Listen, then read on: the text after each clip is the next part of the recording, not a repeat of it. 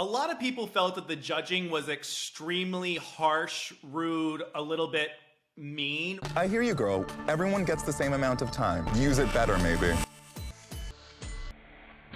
Was that part of the edit, or was there like actually nice things that these people said to you, or did you guys feel like it was an overall like kind of like flatline experience with how they judged?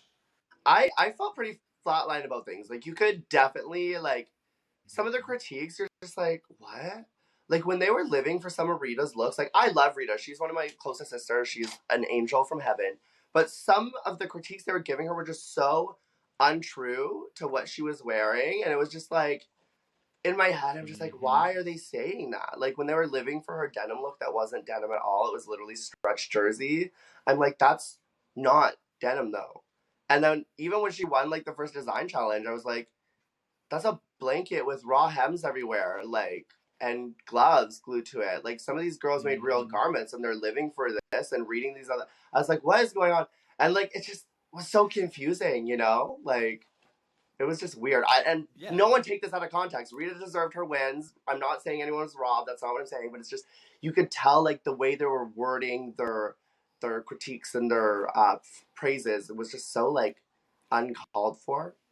I mean, listen, I'm going to tell you this. I'm aware I signed up for a TV show to get judged on my art. I'm not stupid. I know what I was getting into. But when you're there and there's someone sitting there looking so fucking ugly and they're critiquing you and you look beautiful, everything changes. And there was like a point where I think it was like Brooklyn or Jeffrey or someone was critiquing me. And I was just looking around the room like this and I just stopped listening because it was so out their ass. I was like, I don't care. And like, they literally asked me, like, are you listening to what we're saying to you? And I was like, no, sorry, I actually don't care. And in that moment, there was some face cracks, and that was the denim episode where I had to lip sync. But yeah, I was just over it. Halfway through, I was over it. I was like, I don't care what these people have to say about my drag. And, you know, for me, my drag is so much a part of my identity as a trans person that being there made me realize, okay, contests aren't for me. I don't like getting judged on my art because it's a piece of who I am, you know? And how are you going to sit there and judge me on my self-expression? I don't know. Being there made me realize I don't like being there. Well, you get off the show. You do end up getting eliminated. When you left the show, who did you think out of those 5 was going to win? At the time, obviously I was really close to Scarlett, so I was pulling for her to win. I was kind of like counting down the elimination days at home, being like, okay, we haven't got a phone call from her yet. She's still there. Like, you know. So I knew going back into filming that finale episode that she was in the top 3.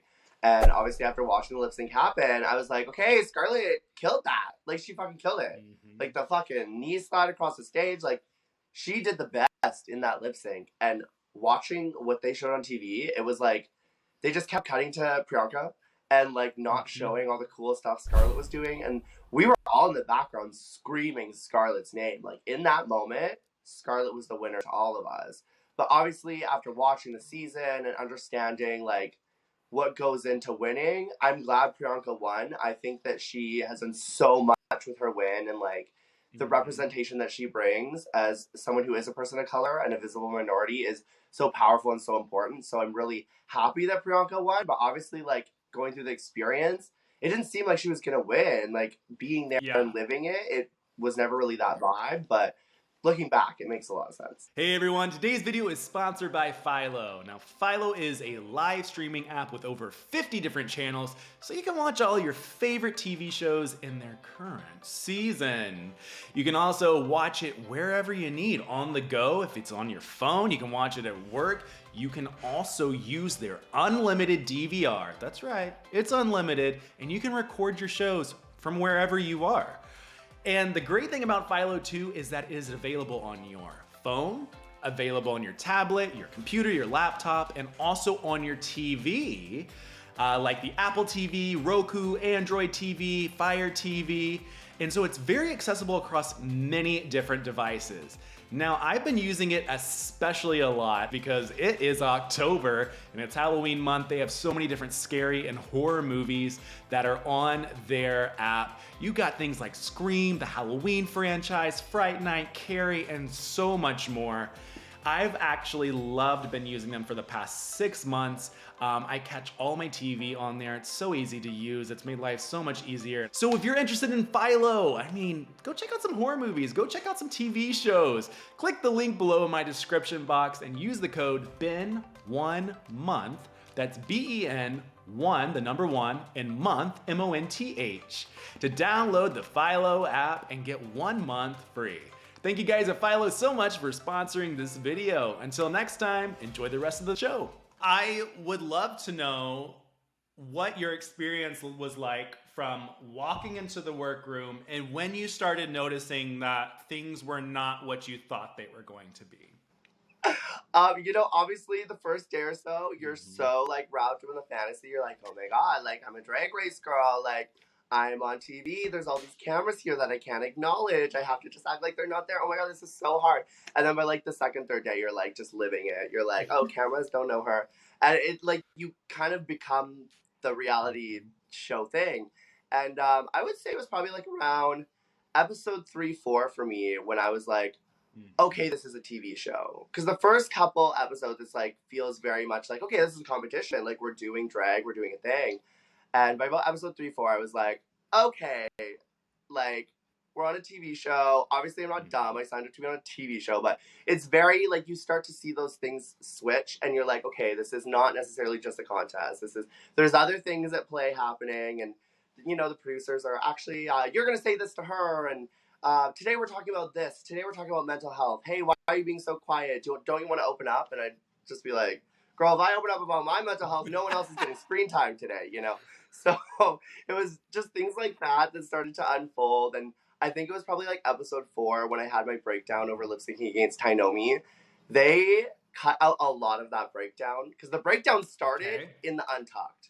And like I was like hysteric in the Untucked. I literally like had to go talk to the head producer. I was like, I want to pack up. I want to leave. I don't want to even continue this episode. Like I need to just go. I can't do this. And he's like, so you actually signed a contract, so you're going to have to finish filming the episode, so I'm going to need you to just go back out there and see what happens, because you don't even know if you're going to lip sync. And I looked at him and I was like, shut the fuck up, I know I'm lip syncing, like, don't come for me. And he was like, well, you just have to go see. And I was like, okay. So I go out, and sure enough, I'm lip syncing against Tainomi, and obviously the breakdown's continuing, and I'm crying. I'm like, I just want to go, like, they didn't show it, but in the Untucked section of that episode, I went and put all my clothes in Tainomi's closet, and I was like, just fucking send me home. They hate your clothes are ugly, wear my clothes, like, so if you stay, at least you can do good, and, like, it was very that, and, they kind of just showed me randomly melting down on the stage, which was, like, half the meltdown, so, I don't know, and, during the meltdown on stage, I was full crying, the producer had to come out, they cut the cameras, and they're like, he had to sit me down and be like, you have to do this, like, you're strong, like, you can get through this, it's not that big of a deal, like, just do the lip sync. I'm like, no, let me leave, I want to leave, like, I was gonna just full Ginny Lemon and walk up the goddamn stage, but, I did it. Tainomi was like, don't disrespect me, do the fucking lip sync, bitch. I was like, okay, yeah, you're right. But, it's like, those are kind of the moments where I was like, okay, there's producers at play, there's things happening, like, it's not the fantasy when I you thought it was when you said that you kind of had your meltdown before and Untucked, what led to that and led to you putting those clothes in Tainomi's like wardrobe area? Like was there something that really irked you the wrong way or what? It was more so like I just loved her so much, and I was like, if I have to lip sync against her, I don't want to. Like she's so talented. I'm like, send me home, sis. Like I know if we are lip syncing, you're sending me home. So I want you to do good. I'm gonna leave you my shit. And I was just so sad because obviously I knew the outcome would be that she would send me home, and I didn't want to have to embarrass myself and then lip sync against my friend who I love, And so it's just so many factors that were just like blowing up in my head. I'm like, I just don't want to be in this situation. Like, what the fuck? And like, obviously, you sign up for this show, you know what you're getting into, but when you're actually living it, it's like so much more different than what your expectations are gonna be. And it was kind of also like around episode 6, I saw a lot of like production things kind of going on too. It was the denim episode, and I was wearing head to toe denim, and I asked if I could light my body on fire for the runway, which is something I do like a lot. Like my entire body just in flames. It's really cool. And they were like, no, you can't. Like we don't have a stunt person today. Like blah blah blah blah blah. And I was like, well, there wasn't a stunt person here when Scarlett did her flame, so why can't I do this? And they're like, oh, well, Scarlett's trained. And I was like, I'm trained too. Like, I do this all the time. It's not like some random thing I'm trying to do. And she's like, yeah, no, like, unfortunately, we just can't have you doing that. And it was very, like, this kind of moment where I was like, okay. Like, it was like, okay, noted. You don't want me to do something cool. And then sure enough, when they were playing the commercials, Priyanka and Lemon's commercial had the exact same, like, kind of breakdown as ours. It was the same kind of concept. And they were judging our commercial, and they were like, this didn't seem like a law firm commercial at all. You guys had no direction. And in my head, I'm like, wait, but ours was the exact same as theirs. And in my head, I'm like, oh my God, this is the editing. They're going to edit our commercial to look different than what they just showed us. And they're saying this because it's going to fit with how they're going to re-edit our commercial and how it's going to, oh my God, I'm in the bottom, I'm lip syncing. And like in my head, all these wheels were going, and I was like, you could just feel the editing happening in real life. And it was so weird. Yeah. Because you know it's an edited TV show. I'm not stupid, but when you're actually living that experience and you're seeing it happen, you're like, oh, this is what everyone's talking about.